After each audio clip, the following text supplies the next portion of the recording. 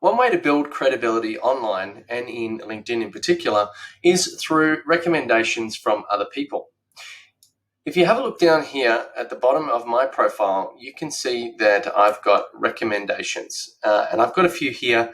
Now, recommendations are great, and if you've got this section here, you can click on Ask for Recommendation and send it off to someone else. You'll be able to type in the name of the person and then write a little note and ask them for a recommendation. However, if you don't have this section in your profile, there's a very easy way to get it. If you go to the top, you click on Add Profile Section. Then you scroll down to where it says Additional Information. Now that may not be extended in yours, in which case you just hit the little down arrow and it will extend down and allow you to see that section there.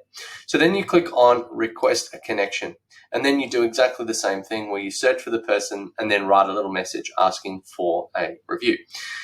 Now, if you don't automatically have them, that section won't appear, so you must go here, but sometimes it's hard for people to find, so I thought I'd make this little video so that you can find it in future. Otherwise, that's it. Take care.